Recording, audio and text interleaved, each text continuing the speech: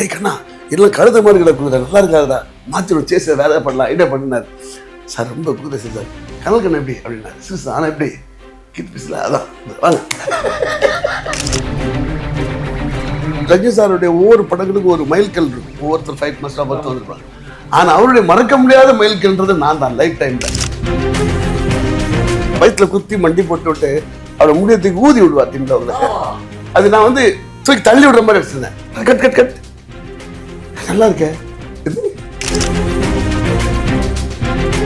நான் கார் நிற்க வச்சு எல்லா ஷார்ட் எடுத்தேன், சேஸ்லாம் எடுத்துக்கிறேன். ட்ராக் போட்டு சொன்னார். நான் எவ்வளோ பேர் ரேசர் இன்னும் உட்கார ஷார்ட் எடுக்கல.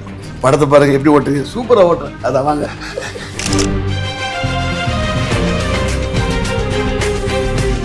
இந்த காலகட்டத்தில் ஒரு நடிப்பதற்காகவே பிறந்திருக்க ஒரு நடிகை நான் சொல்லுவேன்.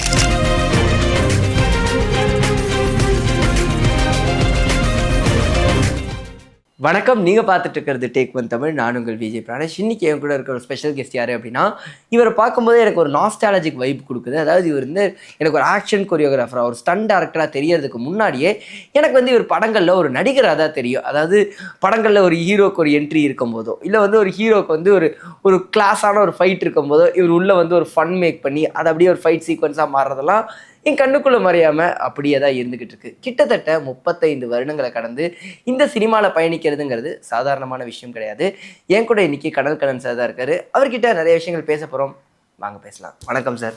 வணக்கம் சார். வணக்கம். ஒரு சில ஃபோட்டோஸ் என்கிட்ட இருக்குது, அதை பார்த்தாலே உங்களுக்கு என்ன டக்கு ஞாபகம் இருந்தோ அதை நீங்கள் வந்து சொல்லணும்.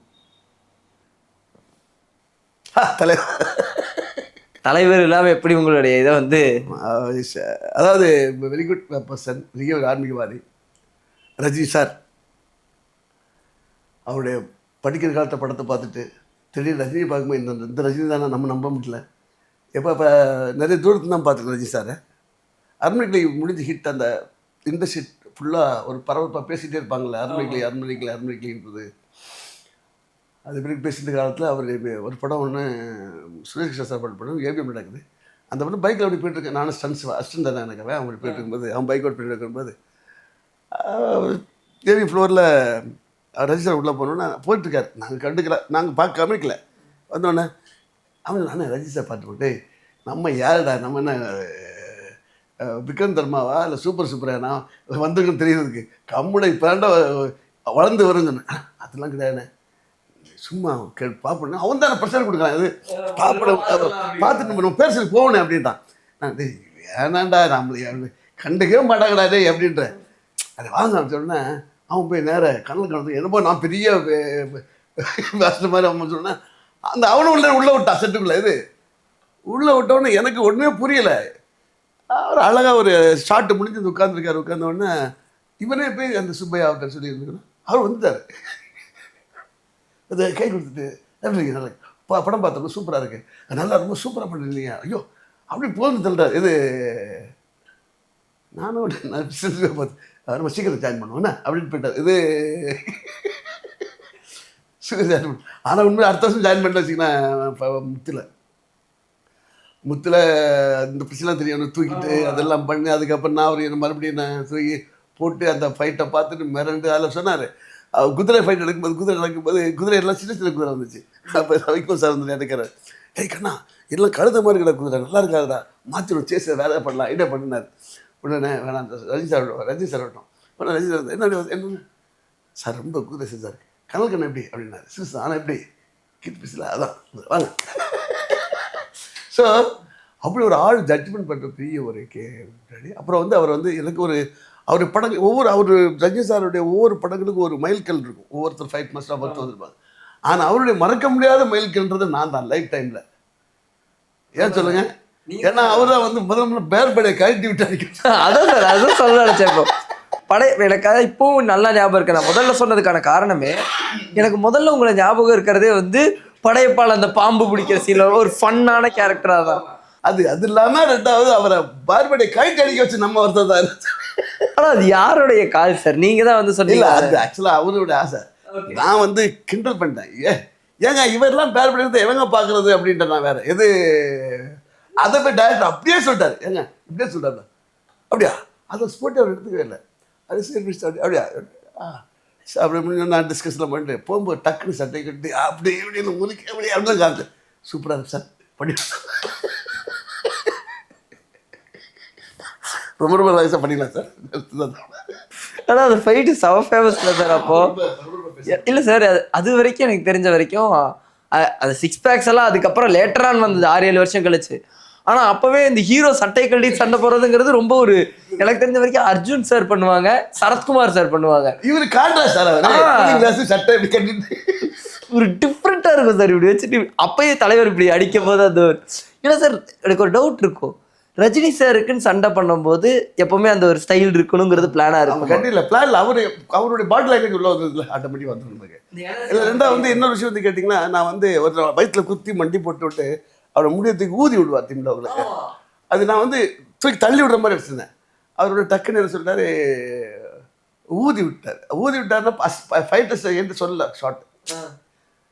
அப்போ மானிட்டர்லாம் கிடையாது, நான் கேமரா பின்னாடி தான் இருக்கணும். ஒரு அந்த ஜட்ஜ்மெண்ட்டுக்கு கேமரா நிற்கணும். அவர் ஊதுனோன்னு கீழே ஊதுட்டான். நான் தள்ளி விட சொன்னேன், ஏன் ஊதினாருன்னு கேட்டேன். டவுட் கட் கட் கட் நல்லா இருக்கே, இது நல்லா இருக்கு சார், நல்லா இருக்கு சார், அதான் ஊதி விட்டேன் அப்படின்னாரு. சரி சார் வேறு மாதிரி எடுப்பேன் சார் சொல்லிட்டு, புரிதுங்களா உங்களுக்கு. அப்புறம் ஷார்ட் வச்சு ஊதினோம்னா அவர் ஃபுல் பேக் பண்ணியிருப்பேன். அந்த டீட்டெயில்ஸ் வந்து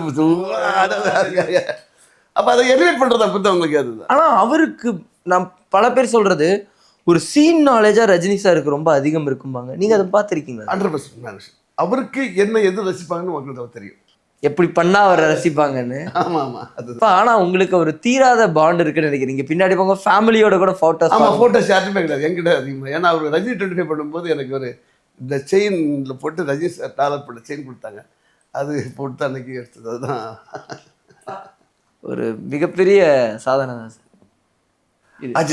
இது நான் மெயினாக கேட்கணும்னு நினைக்கிற படமே வரலாறு தான். காரணம் என்னன்னா, அதில் ஒரு ஃபெமினைன் ஆக்ஷன் இருக்கும் அவருக்கு, அதில் அவருக்கு சண்டை கொடுத்துருப்பீங்க. அது எப்படி சார் கிரியேட் பண்ணீங்க? இவருக்கும் அதிக படம் பண்ணா நான் தான். ஏன்னா அப்போ அஜித் இங்கே நைட் ஷூட் போய் இங்கே காலைல போய் இப்படி தான் ஷூட் இருக்கும்.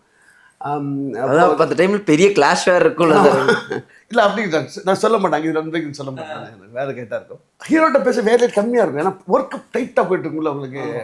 இப்போ தான் டிஸ்கஷன் மேலே ஒரு வேலை வெட்டி இல்லாமல் ஒரு நாள் மீட்டிங் போடுறோம்ல, அதாவது தேவையில்ல டாக்கிங் வரும். அப்போது வரலாறு படம் பண்ணும்போது சார் அந்த படம் ஒரு 10 நாள் ஷூட்டிங் அப்புறம் கீழே விழுந்துச்சு. அந்த படம் வந்து ஸ்டார்ட் ஆகாமலே இருந்துச்சு, அது ஒரு ஃபைனான்ஸ் ப்ராப்ளம் ஆச்சு. அப்போது அவர் டைரக்டர் கேஸ் வைக்குமாருக்கு ஒரு 1 இயராக படம் பண்ண முடியாமல் இருந்த சூழ்நிலை இருந்தார்.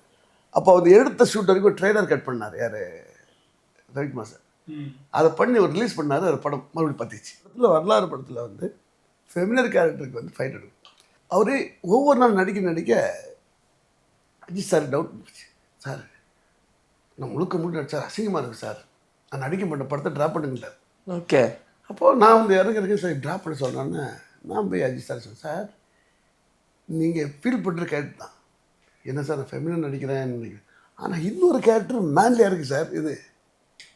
அதை கம்பேர் பண்ணி பார்த்தீங்கன்னா நீங்கள் பெரிய நடிகன்ற பேர் வரும் சார் உங்களுக்கு அப்படின்னு. அப்படியா அப்படின்னா உண்மையில சார் 100% மாஸ்டர் உண்மையாக வரணும். ஆமாம் ஃபைட்டு போகிறேன், ஃபைட் எடுத்து பண்ணேன். இப்போ நமக்கு ஃபெமிலினாக ஃபைட் பண்ண தெரியாதுல்ல. நான் ஒன்று யோசிச்சு சார் நாளைக்கு இந்த ஒரு மாஸ்டர் இருக்கார் சார், நீங்கள் வச்சு அவர் மாஸ்டர் ஃபேமஸ், அவர் நடிகர்னு வச்சார், அது அவர் ஃபெமிலினாகவே இருப்பார். அவரை வர சொன்னோம் டான்ஸ் மாஸ்டர் சொல்லி, நான் கம்போஸ் பண்ணுறேன், அவர் பண்ணுவார். அதான் அப்படி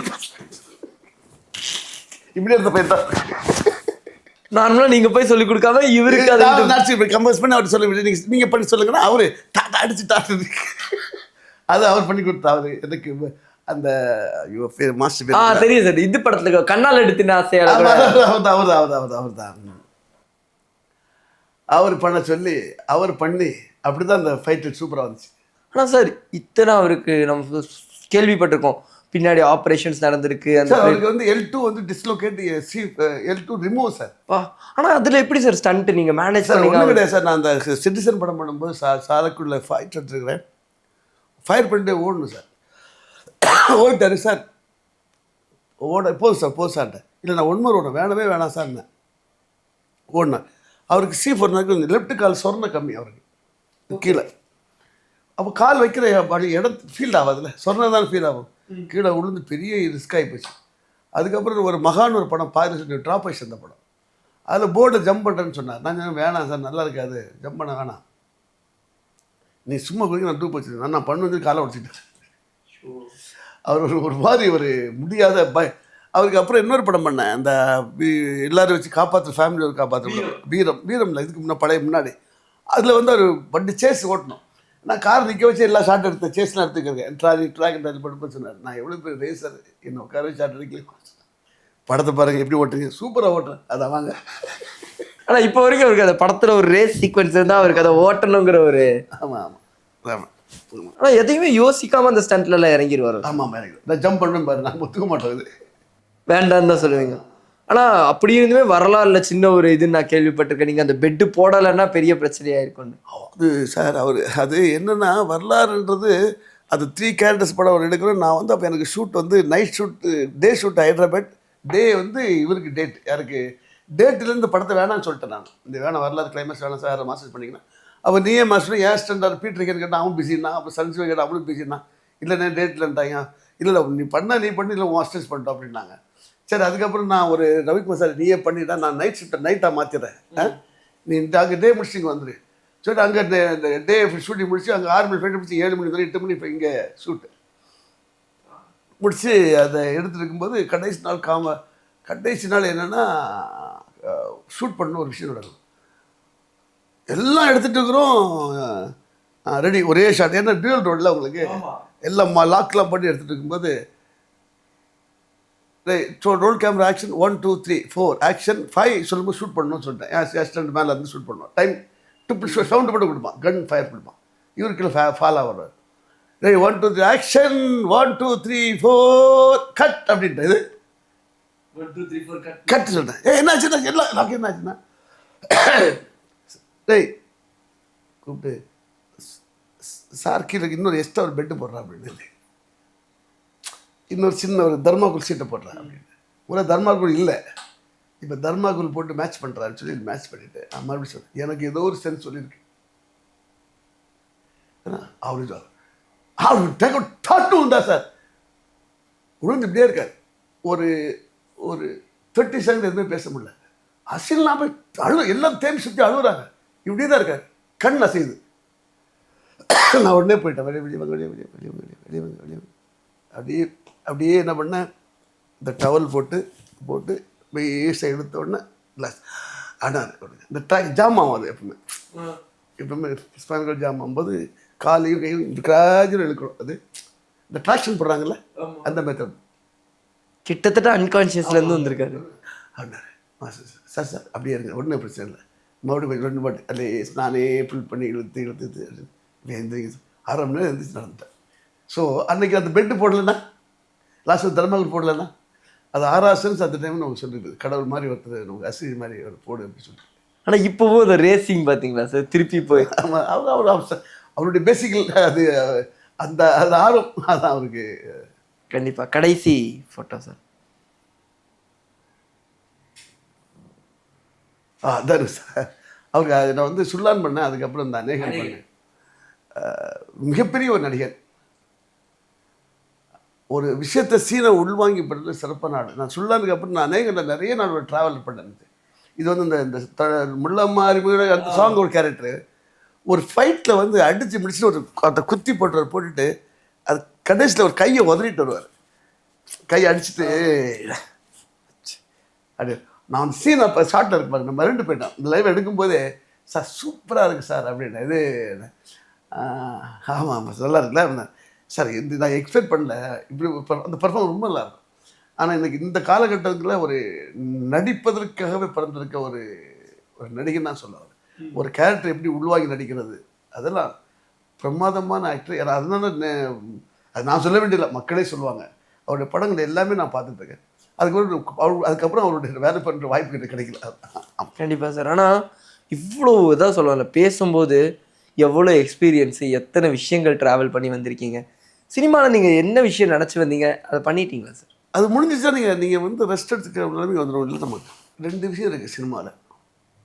சம்பாதிச்சு செட்டில் ஆகணும்னு நினச்சி சினிமாவுக்கு ஜெயிக்க முடியாது. அந்த தொழிலை நான் நேசிக்கிறேன், அந்த தொழிலுக்காக நான் என்னை அர்ப்பணிக்கிறேன். வேலை செஞ்சுட்டே இருப்பேன், நமக்கு பணம் பின்னாடி வந்துகிட்டே இருக்கும். நான் வந்து இதை தான் செய்கிறேன். 5 ரூபாய்க்கு வேலை செய்வேன், 50 ரூபாய்க்கு வேலை செய்வேன், 500 ரூபாய்க்கு வேலை செய்வேன். ஆனால் அது என்னுடைய அர்ப்பணிப்பு அதில் இருக்கும். 5 ரூபாய்க்காக அந்த 500 வேலை வந்து நான் நிப்பாட்ட மாட்டேன். 5 ரூபாய்க்காக அந்த 500 ரூபாவுடைய குவாலிட்டியை விட மாட்டேன். இதுக்கு இந்த படத்துக்கு என்ன தகுதியான குவாலிட்டி இருக்கோ அதே மாதிரி அந்த குவாலிட்டி அந்த படத்துக்கு கொடுத்துருப்பேன். இந்த கார்பன் படத்து டேரக்டர் சின்ன பட்ஜெட் படம் நான் பண்ணி தான் கொடுத்துட்டுருக்கேன். ஸோ அந்த படத்துக்கு நான் கண்டிப்பாக பேசப்படும், எனக்கு தெரியும் அந்த இடத்துல அந்த சீக்வன்ஸ். ஸோ அதனால் எப்போவுமே நான் வந்து சீனிவாசன் அவர் வந்து எனக்கு கதை சொல்லியிருக்காரு, 2 நாள் ஷூட்டிங் போகிறேன், கதை ரொம்ப பிடிச்சிது, உடனே பண்ணுறேன்னு சொல்லிட்டேன். புரியுதுங்களா உங்களுக்கு? ஏன்னா அந்த படம் வெற்றி அடையும் போது நானும் என்னோடய வெற்றி கணக்கில் என்னோட வருது இல்லையா? கண்டிப்பாக. புரியுதுங்களா உங்களுக்கு? எனக்கு 600 படம் பண்ணியிருப்பேன். 600 படம் ஆல்மோஸ்ட் எனக்கு ஒரு 400 படம் வெற்றி படமாக தான் இருக்கும். ஆமாம். என்ன சொல்கிறீங்க? அதனால் அதுக்காக இந்த பணம் கொடுத்தா தான் வேலை செய்வேன், இந்த பணம் கொடுத்தா வேலை செய்ய இது கிடையாது.